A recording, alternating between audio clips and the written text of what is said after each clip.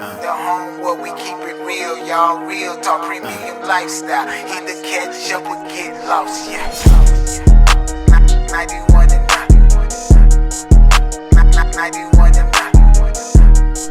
This video is sponsored by First Class Exotics, where you rent pretty much anything you want. So they just got this new orange Lambo here that they're gonna wrap. Right. But I like that orange. Love the orange. They got R8s, G wagons, Ferraris, you name it. First Class Exotics, First Class Experience, First Class everything.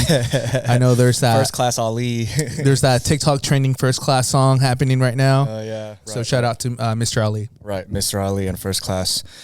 And now drum roll, please. I wish we had that sound effect. Right. We got Diego from Hive. Appreciate you guys for having us. Yeah, of course. Man. Thank you for coming. I know you drove here all the way from San Diego, so that drive. But hey, you got that Tesla going on, man.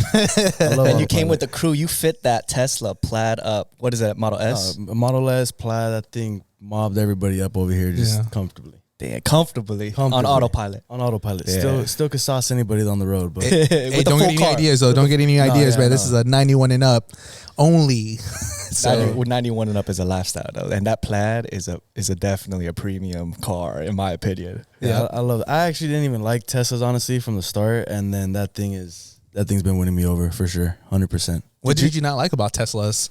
I'm very curious, actually. It's not honestly the Tesla itself. I mean, I respect all the technology that goes into these electric cars, but in reality, I like the petrol engines. I like gas engines. I like being able to hear. I like the emotion, the feeling of all of it. But you kind of lose it in the Tesla. But in reality, for a great daily accommodation car, you can't go wrong.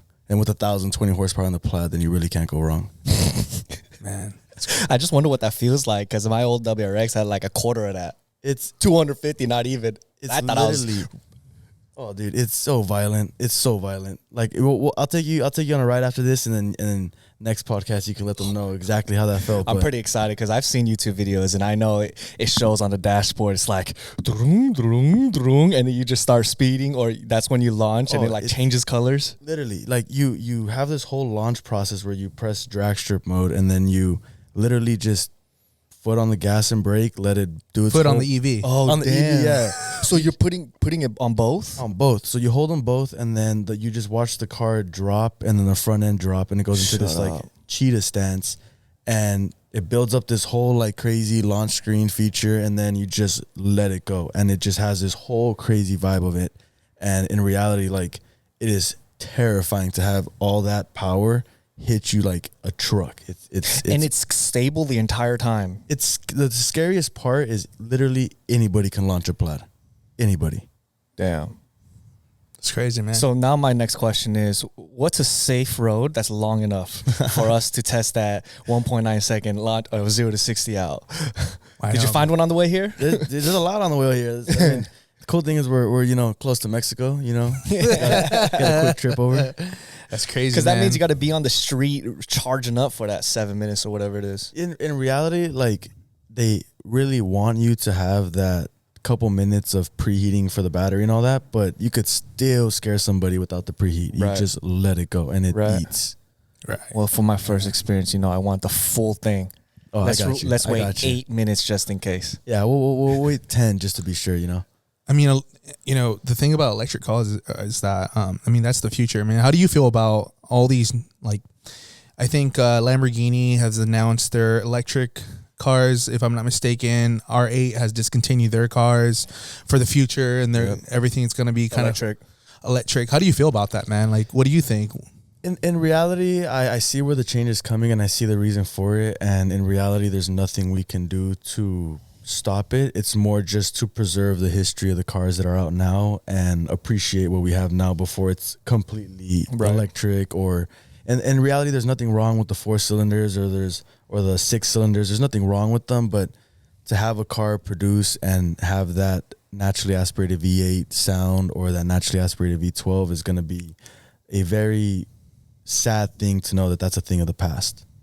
So in reality, I'm a bummer. It's a bummer, but I'm ready for it. It's the way it's more practical. It's more safer. practical, and in reality, it is better for the environment. And I mean, as long as we have these drag races and all the fun little events that you can go to safely and legally, I mean, you're never gonna leave these gas cars. I think that's the future, to be honest. I think what's going to happen is, your daily is going to be an electric car, something that's going to be very affordable for the average person. And then all these other cars that, like you were saying, that we're preserving now and appreciating, they're going to be out in these car meets. They're going to be at these track events. And it's just going to be one of those cars where, people cruise with. The question is it going to be allowed on the street? That's the thing. You might need a special permit or license, or tow it, or you might have to tow it. You may have to tow it. In reality, as long as I feel the government kind of finds a way to not be able to mess with the people that have the cars on the road already, because I feel like that would cause more of an outrage than anything, because you have guys that love their cars with a passion, that spent their entire childhood or with their parents or sons building a car together. And then to tell them that at the end of their build, they can't even drive the car would be a pretty big issue, I think. But I feel like finding that perfect balance of what is fair for everybody would be the right way to go. I agree. So you drove the Plaid over, which you got a couple weeks ago, but both me and Alex know you have quite a fleet of cars. So amongst all the cars that you have, which we'll get into, what was your second choice to come up here? To come up here, it was either between the G-Wagon or an X5M Comp. What's the M series? That's M correct. Comp. Yep. Those things go hard. I love those things so much. They're beautiful. Oh yeah, and BMW stepped up their interior game, and then in reality, they've already been an amazing car to drive, and then I feel like they stepped it up a notch. Is it a 2022? 2022. So all the new technology, everything. Yeah, You could BMW did step it up a notch. What year's your G-Wagon? 2021. I used to hate G-Wagons. I did too. I used to hate them. I had a couple of friends that had them, and some of them even let me borrow like one or two during the weekend, a few times. And I don't know, like I wasn't in love with it. Like the inside kind of like reminds me of like definitely some luxury, like a charter bus feel. Right. It just, I don't know, man. But like it only has 4 seats. Yeah. I just, 2-row charter bus. and it's actually uncomfortable. No, long, for a long drive. Can you recline or decline the seats? Yeah. And in reality, I think, like, did you drive one of the newer BMW or the newer G-Wagons? No, this was a couple years ago. Yeah, they really stepped it up with the new body. In reality, the old body style felt literal more mechanical and more like a tank to drive Like on a the tank, road. yeah. And literally when you close the door, it's exactly what it sounded like. But in reality, I mean, you look at a 2017 and they even look outdated at that point. And it's nothing against them. I still love them. I have one myself as well.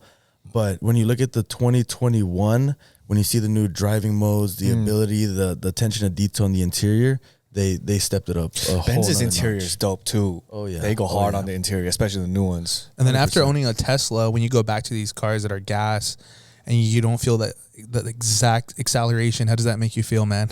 It makes me glad I have the gas cars. Really? Oh yeah. I mean, in reality, it's super easy and fun to drive the Tesla. Don't get me wrong. Probably get easily in trouble. Yeah. Oh yeah. Literally, you don't hear anything in there. But it's like a spaceship. Yeah, and I've driven a couple of them. I haven't had the chance to drive a Plaid, but I've driven like a Model Y. I've driven a Model 3. Yeah. That's about it, really. Yeah. No, it's insane. They're great cars. Don't get me wrong. They really are great cars, but there's a reason why we only have one electric car in the fleet. Yeah. What? But you got the That's best one. huge. Yeah. I mean, you literally got the best one. Yeah. For those that don't know, the Hive Hive has a huge fleet, and for them just to have one electric car is gnarly. That's so gnarly. one question about the Plaid now. I know there's a lot of mixed reviews on this, but it doesn't have that top. It's like, what do you call it? Like a D? Yeah, that yoke steering. The yoke steering. Yeah. So have you ever found yourself, you're just driving and chilling, and then you're just like reaching for the top, and you're just like, oh shoot. Oh no, literally, like it's gnarly. Like, so one of the things with the supercars is you kind of find a way to get in and out of the cars the most efficient way possible. And one of the most efficient ways possible is grabbing the top of the steering wheel. Yeah, while you So pull the- yourself in. Yeah, so there's literally sometimes you're parked on a hill and the floor is like really close and you try to grab for that and you just like fall. Oh man. And it takes a little bit of getting used to, but honestly in like 30 minutes you got it. I'm surprised there's no attachment or accessory you can buy just for those people who like to drive like this. I think Because now you can't drive this way. Well, I feel like there's like I think Tesla offers like an option to buy the original steering wheel. Like you can still buy it, but unfortunately, like Comes with it. You got to buy it. Yeah, I mean, I'd be down with that yoke steering wheel though. Yeah. Oh yeah. In reality, you find that little pivot points and it works out. Yeah, it makes me feel like a F1 car or something. Yeah. That's exactly what it feels like. Especially when it launches and you're holding on. You're like, I'm so glad I could hold it like this. Yeah. Damn, I can only imagine. I 91 and up volts. 91 volts and up. Yeah. Yeah. Literally. Yeah. No. Okay, so Alex has visited Hive down in San Diego, and my first time will be May 16th, 15th? Yep. May 15. Which is going to be the Hive's. It's we're partnering with Keys of the Jungle to do a rally and a few more brands, and fortunately we are starting at Hive. So the cool thing is that's where we'll kick it off, get everybody hyped for it, and then let's get on it. Dope. You know, the thing about the Hive, so I had the pleasure to visit, and then I was there for their grand opening, and some of your guys' cars that you guys carry were some of the cars that I've seen a lot of different cars, man. And there was cars there that, I mean, they were like one of one.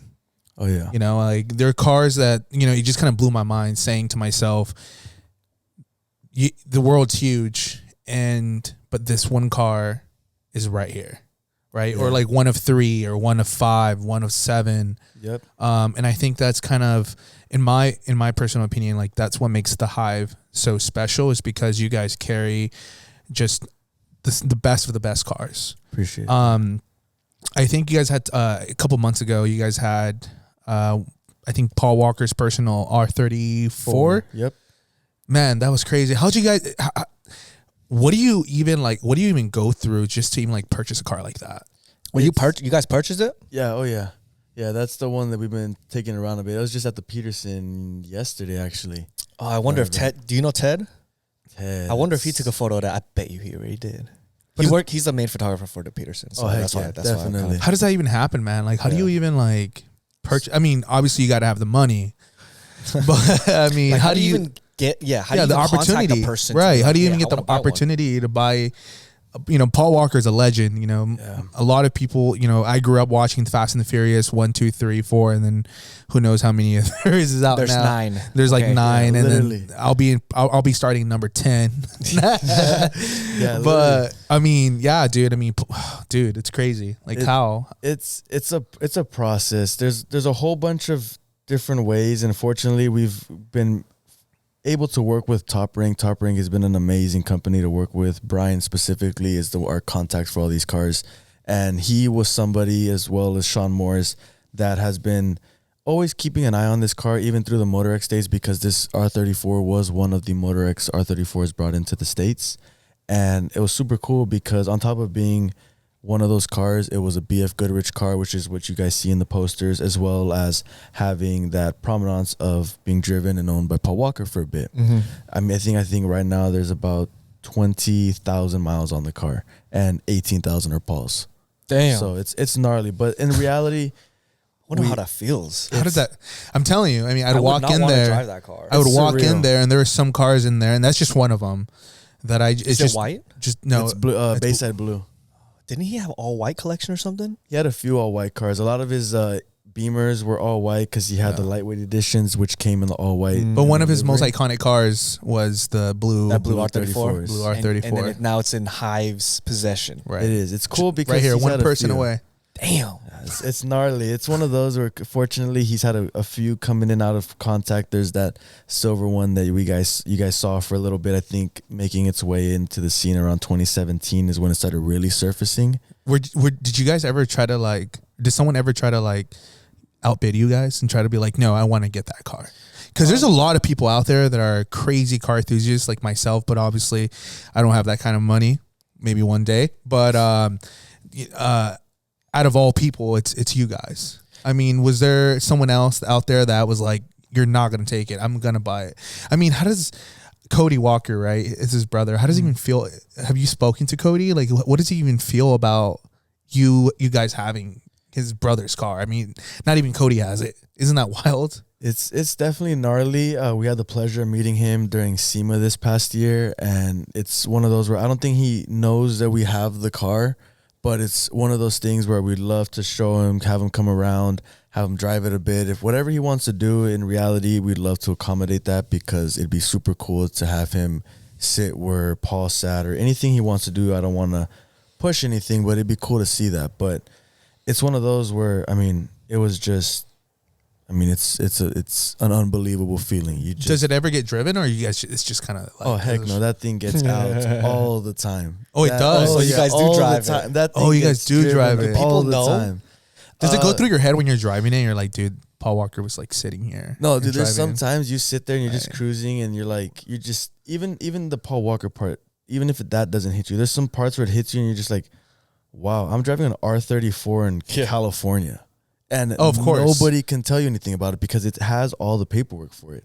So I've had police officers come up to me at a gas station and be like, hey, this isn't supposed to be here. I'm like, I got all the paperwork. You want to go with it? And then he's like, no, I'm good. Calls it. And the cool thing is we're fortunate to have the dealer plates as well. Nice. So it's one of those where we kind of go cruising with it. So R34, that's just one of them. And then so come out of, I mean, explain to them, right? Like, what other cars do you have on the Hive? Just kind of as an example. Name your top 5. That's how many cars you have? You can't even name them all? I can. I think right now we have like, just at the shop, I think there's like 25. And then there's like Damn. another 10 or 11 going around just at different events or shows. Damn, or so you guys have like 35 or so cars. on average cycle, yeah. And then like, what's the makes distribution? You need to go on all the make and models, but like, Anything from Rolls all the way to Nissan to Ferrari, Lamborghinis. I think we have like 5 Huracans right now. There's the McLarens. We're hoping to pick up a Chiron sometime soon. Really? Oh yeah. So it's getting big. It's getting so big. what is, okay, so I mean, we haven't even gotten into it, but I feel like we should, because I feel like I don't even know what you guys do. But What is the Hive? yeah, and you have 30 something cars, and then you're buying more. Yeah. Like, So what do you guys do? it's one of those where Yeah. the Hive was birthed through another company that my family has, the lumber company. But with that, they came the car company. At first, we didn't know what we wanted to do. And my parents and I struggled with trying to figure out exactly What the Hive is. what the Hive was. And, Yeah. and at first, we're like, oh, we want to do storage. But the problem was most of our cars took up the storage we were trying to have. So it's one of those where we had the cars for a bit, and then someday someone came in and was like, I'll offer this for the car. And it kind of opened our eyes because it covered the price of the car. It was around the price of the market of the car, and it covered the cost of the rent of the building. So it was one of those things where it kind of opened our eyes to see that the cars can make themselves money. And we wanted to keep rolling with it. And eventually my mom actually got her dealer's license, did the whole paperwork, all of that stuff. So she was the main registered dealer. From that, we got all of our licenses, credentials, and everything that we really needed to make this work. And we just went full go. We got the building, the cars, got more cars, hired anybody we possibly could that could help us, and listened to everybody that pointed us in the right direction. And fortunately, a year later, here I am talking to you guys. So it's super cool to see the progression. In reality, we haven't even had a full year in the business. So Because initially you guys were like a showroom, right? From yeah, my understanding. in reality, it was just you guys, a showroom. Right. It was just a showroom. I remember coming in and asking, like, what do you guys do with it? You know, you guys had R34s, R33s. You guys had exotics. You had, I mean, you know, legendary like RX-7s. I mean, you guys had it all. Yeah, I saw the video. Right. And it was just gnarly. Right. It was just like a showroom initially. So, So you guys are actually selling these cars. Is that the goal of Right. the Hive? You guys want to sell dope ass, very exotic and rare cars? In a sense. So in reality, Hive is more of a hobby. My parents and I love cars. I've always been a car guy, and I'm fortunately the firstborn of my 3 brothers. And it's one of those where everybody on my dad's side was either a mechanic, owned a shop, or something car related. So I was the one that picked up the bug. Nice. And we just kept going with it. And it was one of those where in the sense of the business, we do just want to help the community. It is really just for that. I want to be able to bring in cars for the community that don't necessarily exist to this world, and show a little kid that, hey, check this out. Like, this car, there's only one of one. And here it is for you to check it out. And in reality, if I could get a little 10-year-old hooked on cars, then that's one of those obsessions that I want to see him in 10, 15 years come up to me in his GTR and go, hey, That's cool. I remember when I was 10 years old, you told me I could get it. Here I am, and I got it. And then we'll go cruise after that.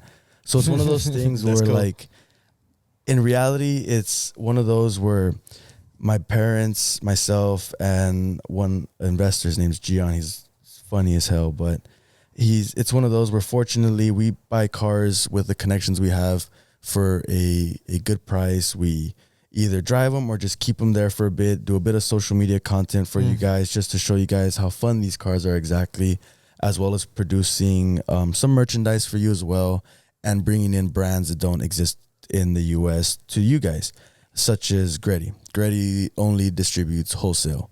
We're the first place to distribute Greddy retail in the United States.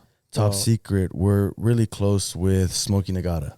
And he doesn't really have a place, and since Nangoon, previous one, stopped distributing him, we're like, we could take care of you. And fortunately, we're able to take care of distributing Top Secret in the US. So in reality, it's one of those things where I want to be able to make a web where people could come in, and either if they want to come buy a car from us, they can do it. If they want to talk cars with us, they can do it. If they want to buy a t-shirt, they can do it.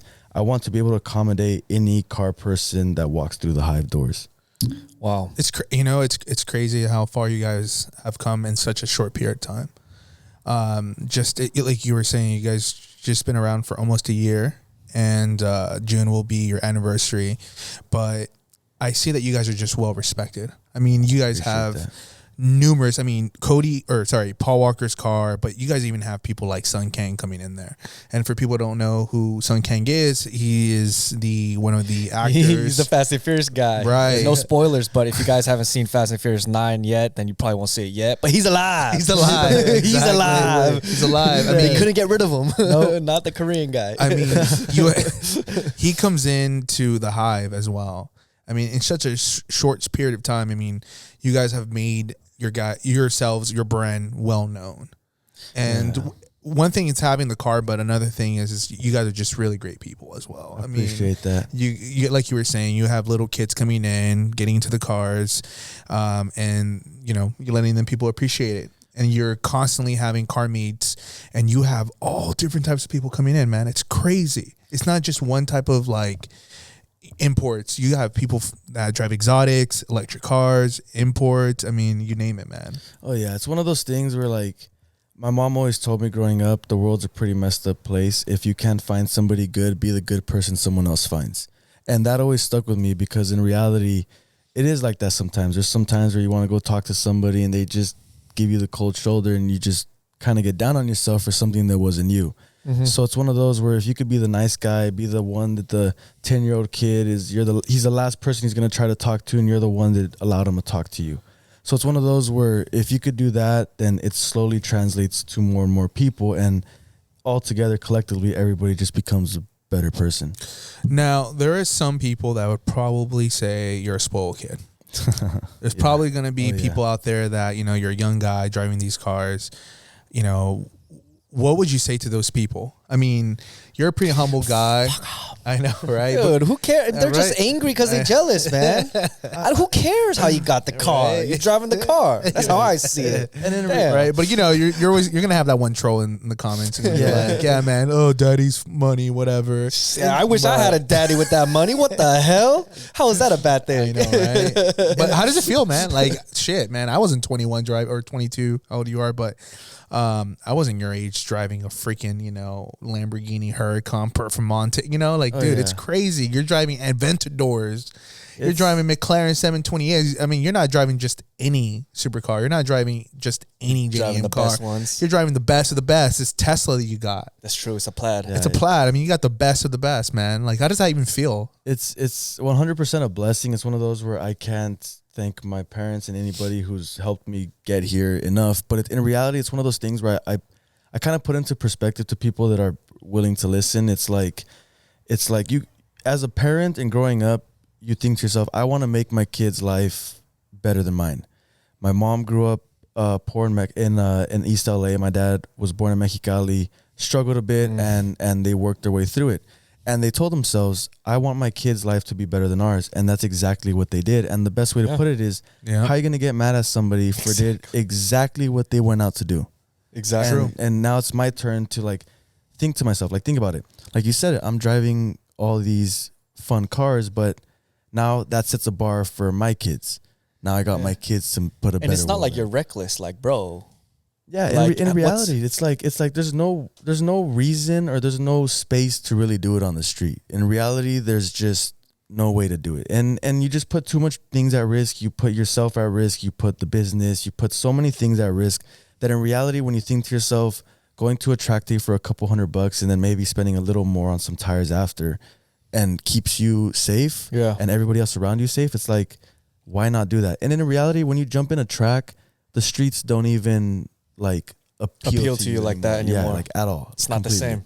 Yeah, it's true. It just kind of dies to you, and you're just like, you know what? I'm kind of glad that happened because in high school it was a whole different story. But I'm glad that phase kind of died out. So, what's your role in the Hive? What do you do? Like, how do you help your parents and run the business and stuff? Anything and everything. It's one of those where I have all my licenses to do anything that I need to do, but it's one of those where everywhere I need to step in, I will step in. If my mom says, hey, I need help with the accounting to get this thing done, I'll jump in and help her with it. Super cool. If it's one of those where, hey guys, it's been a tough month, we need to get more cars out this month, that's fine. I'll jump in. He's also here he's the one that's here in the podcast too. So and I'm I think you're the face of the Hive.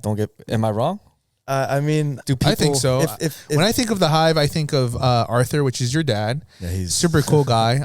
I swear to God, I felt like the guy hates me, but he's a teddy bear. He's a teddy bear. He's a really serious dude, but in the same time, he's hilarious. Like he'll throw in some like jokes in there. He's a menace. He's a little. If you look at my dad, he looks scary. He's like 6'4". Oh wow. Oh wow. Tatted up. Looks like he just got out of jail. Literally, no, you're good. Literally tattooed. So you talk to him. And you're like, oh, dude, this guy's scary. And he just starts making a joke, and you're like, oh no, never mind. He's pretty cool. I'm good with it. And then, but it's like it takes a little bit of like actually getting up to talk to him is what it is. But in reality, he's a super cool guy. But I mean, if you want to call it that, that's what my parents want me to do is be the face of it. But I mean, how do you feel about that? You don't sound convincing. You don't sound like you really want to be the face of the Hive. I love it. I love my life as well to be private, but it's one of those where if I'm the face, I want to make sure that I'm putting out the best possible representation of myself and the company for kids, and then everybody else that kind of looks down or up to the company to kind of change their perspective that we're not just kids in a high-end world because we got lucky. We're here because we worked for it. You know what I mean? So it's kind of one of those where if that's what I want to be the face and represent of, then I'll definitely gladly take it. How old are you right now? 21. Wow. Okay. 21. And when's the first time you drove a supercar? 16? Actually, you know what's crazy? This whole kind of process of everything and driving these cars was about almost 2 years ago now. That's it. This is really just starting out. So, okay, 19 years old in a supercar, all right? Or okay, let's say 21 years old in a supercar now. You've had 2 years in it. Single? So no single. Okay. Hey, he's gonna watch this podcast. But don't worry, we'll cut it out. What's wrong with that? Hey, man. What's wrong with that? Okay, so what I was gonna ask is like, how do you deal with the attention as a young man in all these nice cars? Because look, I'm 32. Yeah. And you give me that nice card, I'm going to feel like I'm 22. In reality, it's one of those where, and I'll tell my buddies, I'm like, when I jump in the car, I got to treat it as just a car. I got to go. I can't let it get to my head because the moment someone jumps in next to me and starts trying to race, then it turns into like a whole competition. But then I'll get home later and I'll think about it 2 hours after I parked the car. I'm like, holy crap. I just drove a Lambo for the last like 400 miles. And I'm like, this is pretty sick. And then it hits me. So it's one of those where like I have my moments where like it'll hit me at times. There's some moments where I'll catch myself at times, but trying to stay humble. And stuff. Yeah, it's one of those where in reality I'm still the same kid I was when I graduated high school. I'm sure it's hard to stay humbled. It's hard sometimes. You got some guys that really press your buttons, but you gotta. So when you park like when you park and you're doing your errands and stuff? I'm sure people always like staring. Yeah, there's sometimes I'll be petty. Like if I take the R35 out and someone parks like another R35, I'll park next to them. But like, Yeah, of course. But You gotta like- show them who's better. yeah, right? like I will make it like look like I'm trying to make it on purpose, but I'll just like make like another spot over. Yeah, like every other spot or something. Every like other that. spot, give him just space. so he knows that you're there. It's like the guy code with the urinal. Just give him another spot. Give him space. Super cool. So what's like? I'm always curious, right? Is it really as easy as it seems to like? I mean, you're happily taken, but like, I'm just thinking, like, is it as easy as it seems to just pull up in a car, go talk to some woman, and then she's interested? You'd be surprised. There's a lot of, it's more of a key. Yeah, in reality, yeah, it's pretty easy at times, but that's also one of those reasons why like you got to be careful. Cause I forgot what movie I heard it. I think actually it was funny. I think it might have been Fast and the Furious, but it's a lot cheaper to trade in a car than a wife. So. It's one of those where Super true. you'd rather pick the right one to cruise with you with. Ooh, Hey, damn. speaking of Fast and the Furious again, honestly, man, when I think of Fast and the Furious, I think about the Hive. I really do. Appreciate that. Just because of the car collection. Damn, I'm excited to check it out. Oh yeah, we got some fun ones for you to see. I literally just got another 720 yesterday, so you got to see that one. That one's sick. It's a cool. And you have an event, like you were saying, May 15. We're gonna be there. We're gonna be handing out drinks. Heck yeah. Premium Fueling Beverage. But it's gonna be what mainly like R34s, right? R33s, JDM. Yeah, it's gonna be Battle of the Cultures. So it's Right, cool Battle of the because- Cultures. There you go. Oh yeah, so Yeah. you got the Euro guys coming down Wow. to compete with the JDM guys, and you got Super the cool. supercar That's guys sick. coming down to just cruise. So it's gonna. Where you be, guys cruising it's gonna to? be a big one. We're picking out the route right now, and then we're Can gonna. I come? Oh yeah, definitely jump in one of the cars. It'll be fun. Yeah. Look at Jit over there. He's like, hey, say no more. Don't tell me that. I got it. don't say that to me. Hey, man, we got first class exotics, bro. We just take one of I these don't cars. see Ali giving me one of these cars. Full disclaimer, 100 miles only. That's enough, though, man. Yeah. Enough to Malibu and back, and then a little bit more. Oh yeah, you get a good cruise of PCH with 100 miles right there. Yeah. Yeah, that's true.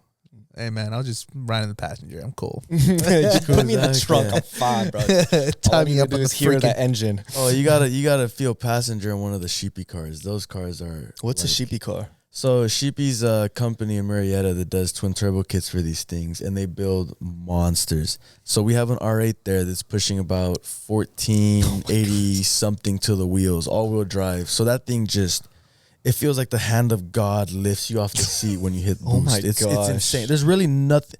Like in all honesty, I could tell you all these numbers. I could tell you all the everything about it. But once you get in the It's the car, feeling. there's nothing that feels like it at all. Hey, does it beat the plaid? Oh yeah, it walks a sheer on, bro. In goes- terms of like the feeling wise. Yeah. Oh yeah, Because the boost just hits you, right? It's just like, oh, you have rolling anti-lag. So you just sit there, you pull the cruise control stock back, you let it go, and it just rips. And 60 to 130 in that car is 2.7 seconds. That's crazy, man. I can't imagine just It's- driving those kind of cars. It's so violent. You just sit there, you're like, you're literally spinning tires through all gears. And the craziest part is you have to Damn. drive Sheepy cars with traction control and ESC off. And your dad may see this video, but have you ever almost wrecked the car? He's physically watched me almost wreck the car. Tell me while about it. on the phone with my mom. Really? Yeah. What happened? So Nick Antonian is a good buddy of mine, Okay. and we were running through to a restaurant by my house. Keep in mind, like the restaurant is not even a mile from my house, so the tires aren't warm.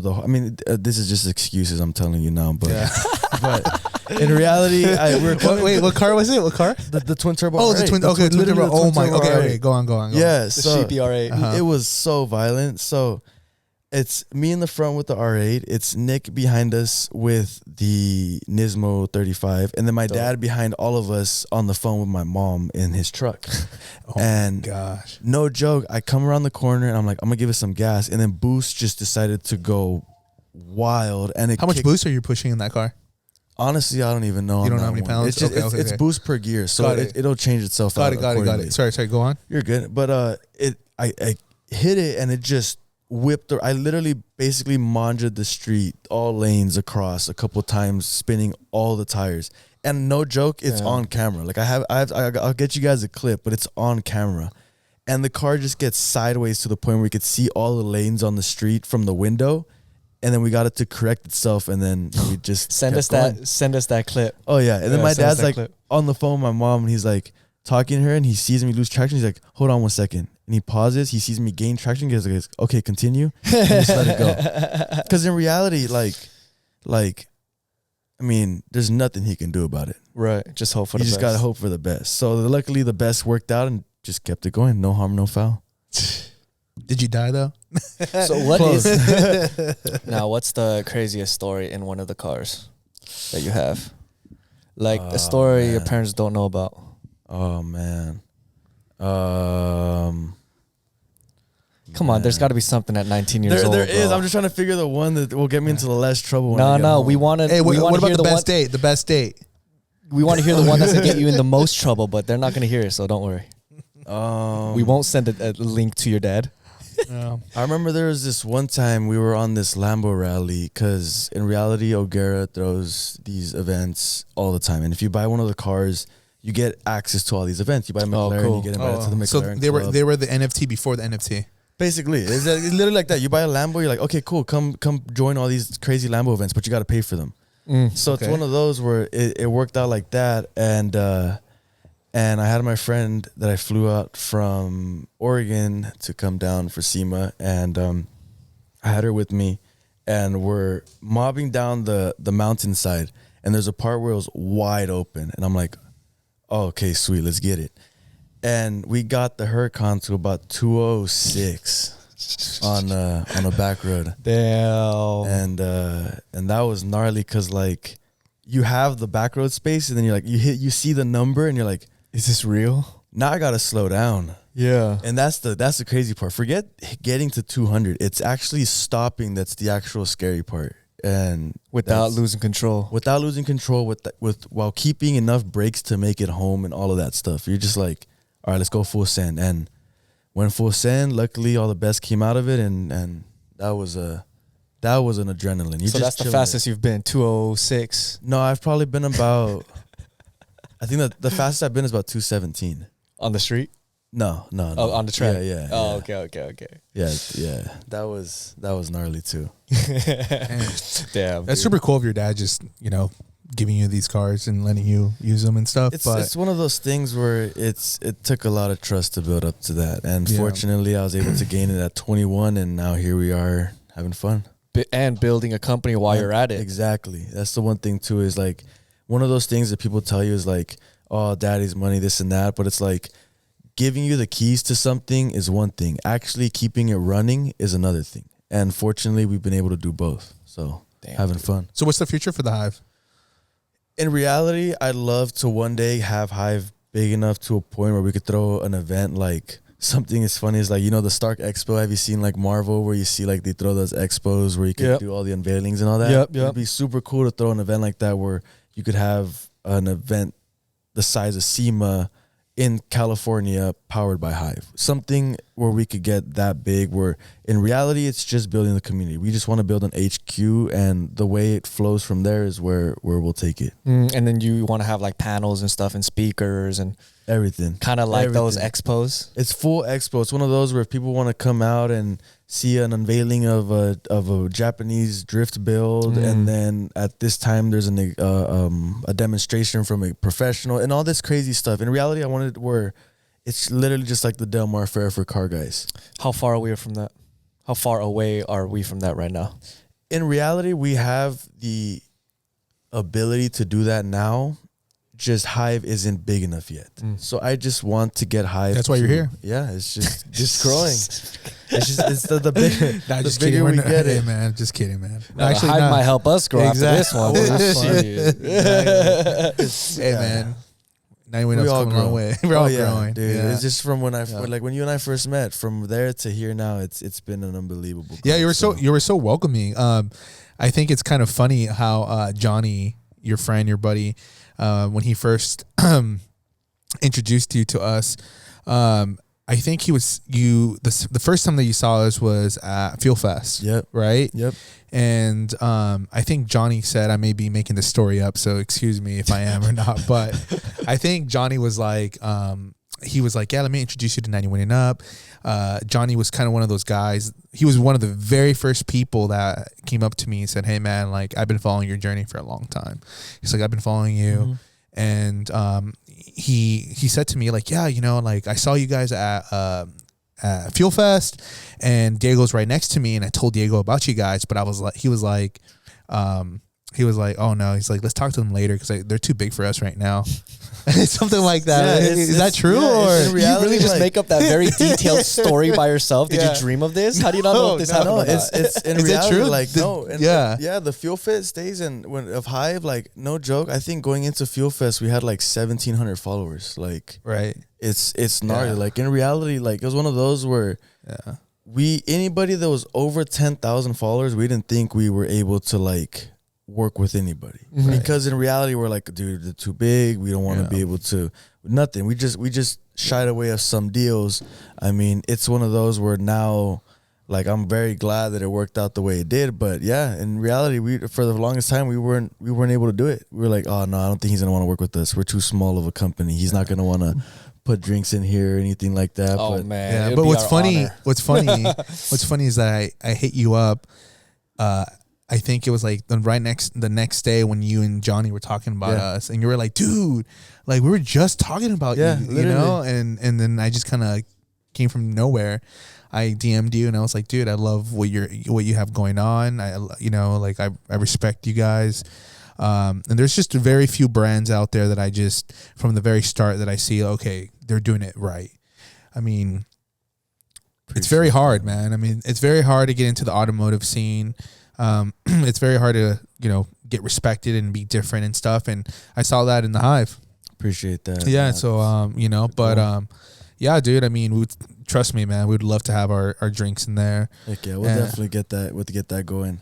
Yeah, I mean, once we have our whole, and we've talked about this in another episode, and we'll get more into it as we are closer to our new drinks, our new batch of drinks. But we're actually going to be kind of redoing, changing some stuff up, and once that's all out, hopefully in like 3 months, hopefully less, but I'm just kind of buffer zone. We definitely want to have like a fridge and just throw it up into Hive and just I think it would be really cool just to have a 91 Up fridge and every automotive, any drink, just any automotive shop, any automotive inspiration. I mean, the Hive would be perfect. I mean, you guys have a great layout, and I think that we would fit in there perfectly fine. We could have like a Hive / 91 and Up fridge, and when Sun Kang and Cody Walker and all these guys come in there and stuff like that. I think I give you a couple cases, and all of you guys were like drinking it like every single day. Literally, it lasted like 4 days. Damn. Yeah. You know what? Maybe and I gave them like 6 cases. Maybe we could work on, and I don't know, this is just out there, but we could even do some sort of collaboration on a drink. That stuff is not awesome. That stuff is not too far out of reach. Heck yeah, that's something we've down for it. Something Alex and I have always been like kind of playing with the idea of is how a lot of people do like collaborations on shirts and events, like, or like you have like Monster and Apex or Monster and Gaming. I think it would be really cool to have like 91 and Up, and then have certain automotive brands on the side, and the Hive would be one of them. Or even definitely a Hive 91 and Up drink, like a specific flavor, like for whatever, like whatever it needs to be, like a good like a 1 year anniversary would have been, for example, like a perfect reason to release something like that. But there's opportunity in there. They got Red Bull. They got Red Bull. But is Red Bull going to put Hive on their cans? Nope. Will they? How much are they going to ask for something like that? Very true. They won't even let you do that. No. It's not like we're selling out, right? But we want to work with companies that are local, that are small, and that we believe that are going to grow into some too. We're very similar, 91 and Up, as your vision with Hive. Alex and I have always wanted to continue working with the same not the same people necessarily, but help and work with smaller companies, especially if they're local, and like grow together. I mean, we don't want to like push anybody out or anything like that. I mean, 91 and Up was founded based on, hey, let's bring the car community together and let's not have cliques. Exactly. It's one of those where it's like, if everybody has the same mindset, I think if we all grow together, we could eventually hit the goal that we're all chasing. You know what I mean? Yep. No, definitely. I'd be down for that. Anything to help grow that, it'd be super fun.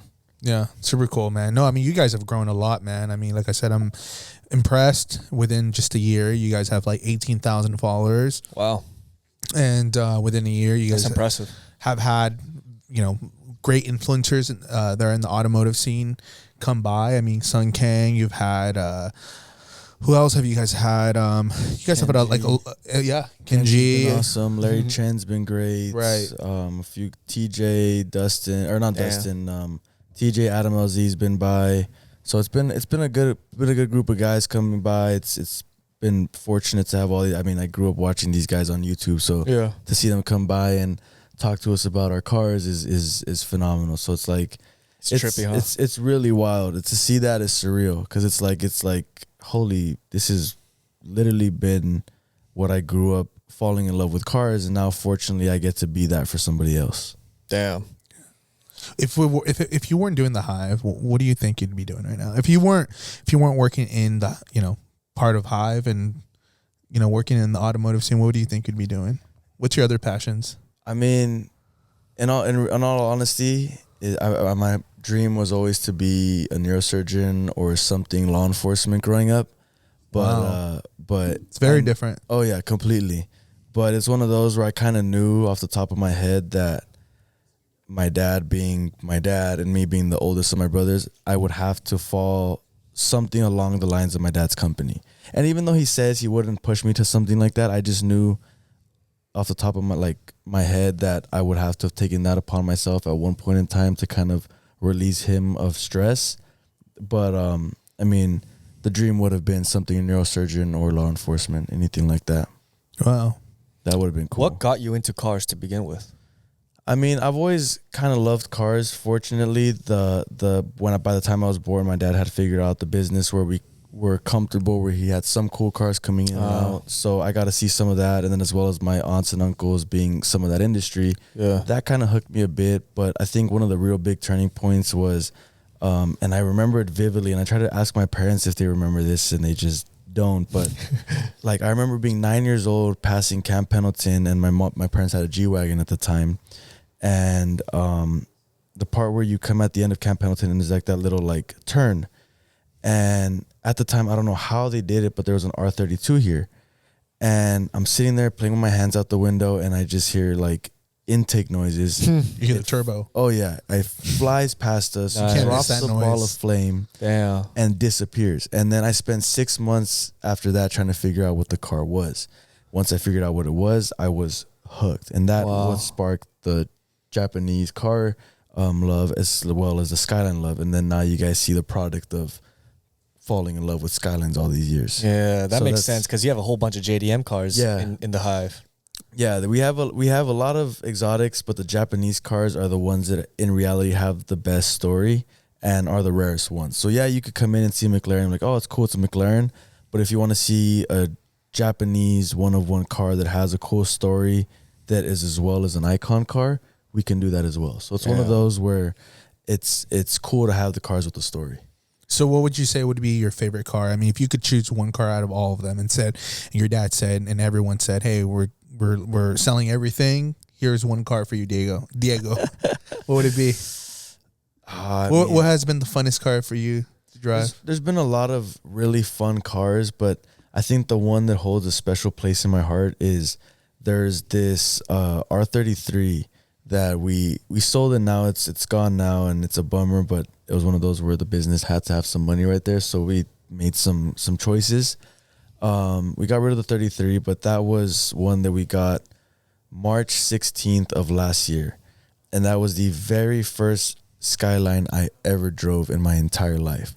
And even though we've have more iconic Skylines now, that just holds another place in my heart, because that's where the bridge of all my time of falling in love with these cars came full circle, and now I'm driving one, and it happens to be ours. So it was cool because that was like a huge, just I guess, eye opener in the progress that we've been making, and then now to see where we are, and then on Snapchat get that year memory that we just got this car not too long ago was insane to just see. I just get the chills when that happens, but it was awesome. That definitely that 33. But I saw that you guys finally sold that monster truck.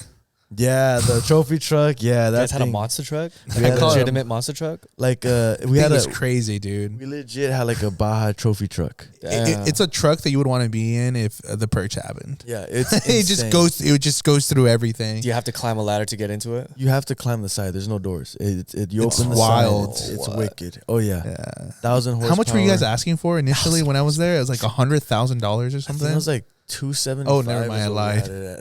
We ended Holy up, snap. Who ended up buying that car? A really cool client, I think, out of Pennsylvania. He got a deal on it. Ended up taking it for somewhere around 170, 180, somewhere around there. But super cool to see that car is still being out. What is he gonna do with it? Honestly, whatever he wants. Climb with mountains, bro. Like, I don't know. Go to the dirt. That dude's a Spin it around legend in the mud. in his like little like off road class now. That guy's a legend. Oh, the guy who bought it? Yeah, whoever Oh, that wow. is, he's just that dude. He's the dude now. Yeah, Dude, that's crazy. What kind of truck was it? it was like an old Dodge truck that they had converted and has been racing for like 12 years. And Where'd you guys Oh, even yeah. find that thing in the first place? the actual guy who built it and raced it is a buddy of ours. Oh. So he was like, that "Hey makes man, sense. I've had this car sitting here. I don't want to race That it thing was anymore." huge, man. How about that Ford, the classic Ford F40? Oh yeah, I think guys have one of the those? Ford GT. Ford GT? Yeah. We had one of the newer ones in at the shop for a little bit. It wasn't ours, but we had it for a buddy of ours that just wanted to just chill there for a bit.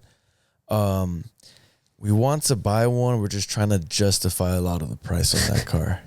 Yeah. It isn't expensive, but there are like kits out there I've seen that you can buy Oh, just yeah. for like replicas, Yeah. just to build it at home. It's super cool. I think it's a Factory 5. They make some crazy off or aftermarket kits for those things. for the Ford GT?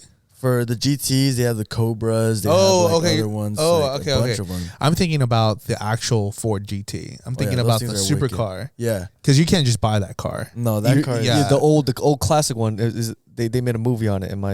Oh, the GT40. The GT40 is what he's saying. Oh, Yeah, the that's the GT40. car I'm Okay, talking okay, about. yeah. Okay. Like the one Nah. Ford versus Ferrari. Yeah, Ford versus Yeah. Ferrari, that one. Yeah, no, none of those. Yeah, that's one of those that's on my dad's radar. Yeah. All the newer ones, like the new Ford GTs, you can't just buy them. No, I You have to remember- apply, and they have to accept you. I mean, there's people out there that have said it numerous times with actual like money that want to buy. I think Yeah. John Cena actually Yeah, he got in trouble. he got in trouble. I don't know if you heard about it, but John Cena got sued by Ford because he bought the freaking car and then he sold it a year later and he made a profit out of it. You're not supposed to do that? No, you're not supposed to do that. You're supposed to have the car, I think, at the minimum 2 years. 2 years. 2 years. So the whole Yeah, process. to and buy John it, Cena yeah. being John, they thought they couldn't see him, So, and Yeah. he sold it to I don't even know. I think I don't it's- even I know, don't but remember. I guess so. The whole process is you have to have somebody at a specific Ford dealership that's approved to sell these cars. Right, you have to have like reach a out for social you. media presence, right? Or not It's even that. Not necessarily I think that. you're It's you have supposed to have a collection, like either a bloodline That's right. to Ford or like a special collection. That's right. And you actually have to write out an essay of why Wow. you want this car and all of this and that. And then they send you a box, an allocation box, where if you get approved, you build out your little like Ford GT. They send you like little wow. wheels and colors and all of that stuff. And then all of a sudden, like you just send that back in, and next thing you know, 6, 7 to a year later, your car you spec'd out comes Yeah, in because it's built. They build it for you. for you. Yeah, They don't correct. just make it no more. No, No, it's they not built like it for they you. make 500 units. It's each unit is pre-sold to somebody before Right. it comes out. I remember like one of my neighbors, he's a photographer, and then sometimes his clients give him the car so he can just take out the next day or for the weekend and then just take photos of it. Yep. Him and his wife are like a power team, right? So I hear like a lot of cars and different cars come and go sometimes, but the loudest car I've ever heard, it shook my house one morning, and it was the GT40. He actually had it in his garage. And that thing, he told me about it like a few days before. Oh, I'm gonna have this car. Sorry in advance. And he's kind of joking. I was like, okay, sorry for what. I hear your car's loud anyway. And then like I didn't know when he was gonna bring it, but then one morning I just hear and then like my freaking house is vibrating. I'm like, God, that must be it. And I peek out my blind and I see, I'm like, damn, that thing is beautiful. Oh yeah, I've never seen it. I barely saw it. That's one of those cars that Ford did everything right with, and to this day, I mean, there's still a market on them. It shows they did it right, and everybody. It's definitely a dream car. It's definitely a dream car that I would love to have. That or the Bugatti. Bugattis are it's complete opposites. You're talking a Bugatti and a GT4. That was a big stretch. Yeah, for real. Like, how do you go from that one or the Bugatti? Hey, they're legendary cars, man. I mean, for the longest time, Ferrari, and I think they're still like this. You can't like modify them and stuff, and they'll come after you, man. If you know, Lamborghini doesn't care. You could add a wide body, you can add whatever you want, but Ferrari, for the most part, they don't want that on their car. They're the Apple of the automotive world, right? Some people still do it, but then there's people out there that, unfortunately, repercussions. Right? I can't believe they do that. They can sue you. Yeah. Oh, see, they'll send you a cease and desist letter, and you just gotta comply, or they go after you. Right. Yeah, that's insane. Typically, the people that do that, though, the ones that they go after are people that are actually like big on social media. The ones that they really don't care. They get publicity out of it, right? Maybe that's why I've never really seen a Ferrari that's modded the hell out. Like Lambos, I see all the time, wide body for sure. Right. Yep. Yeah. Lambos always just it is what it they is. don't It's care. A stock is the same. I prefer Lambo, anyways. Sorry, a Ferrari is like a stock and it's the same versus like Lambos are always. I always see. Oh yeah. Right. There's a saying. I think. I don't remember it exactly, but it was like, you buy a Ferrari when you want to show off, and then when you buy a Lamborghini when you've made it. Is it the other way around? Or, no, because I feel like Lamborghini is more of a show off car. Nah. What do you think? You're the one that actually drives the car. If you're trying to flex, which car would you drive? Like a Ferrari or a Lambo? The Lambo, honestly. Told you. No, but when you've made that's the flex. That's the show off. Okay, come on. That shit is like this. Come on. You telling me this is when you made it? This is a flex car. Let's see. Either way, I've made it if you give me any of these cars. That's how I see it. That's true. That's true. I'm looking it up right now. With the quote? Yeah, with the quote. That you completely butchered? Yeah. I'm just making everything up, man. Okay, as he looks for that, tell us what you got going on. We're gonna cut it out. Oh, wait, I got it. You buy a Ferrari when you want to be somebody. You buy a Lamborghini when you are somebody. Oh, so I completely made it up. No, it's still along those lines. Hey, you got Ferrari and Lamborghini right. There you go. That's all that matters, right? Everything else is like I don't know. I'm a huge Lamborghini fan, man. I mean, the thing about Lamborghini is like people that don't even know about cars. Here's the thing, right? For example, right, one of the most Ferrari iconic cars is the F40, the one that you mistaken. If you mean Ford, what's that with Ford? Yeah. So the F40, if people don't know about cars, for example, right, like I was at an event, there was like 5 F40s in front of me, which blew my mind because how many people actually own F40s. But anyway, besides the point, I was talking to this person right next to me, and then I said to him, I was like, how much do you think this car is? He's like, oh, I don't really even know about this car. You know, he's like, it's what, 200,000? I'm like, psh. Like, come on, man. But my point is like, the thing about Ferraris is people that don't know about cars, they may not even know what type of Ferrari, if it's a 458 or even if it's even a Ferrari, right? But one thing for certain, people know when you drive a Lamborghini. Yeah, I mean, look at this. That's what I'm saying. Like this you could super aggressive. You could know nothing about cars. I mean, you know it's a Lambo. But you know it's a Lambo. Yeah, and that's the thing. I mean, Lamborghinis, they're sharks. I mean, you know, like that's what it was inspired by, and I think the Ford GT was inspired by. Oh no! I lied. I was gonna lie. Yeah, the Porsche was inspired by the frog. The Ferrari, I don't remember exactly. We might need a Jamie here to fact check all of this stuff, dude. You're saying Porsche inspired by a frog? Yeah.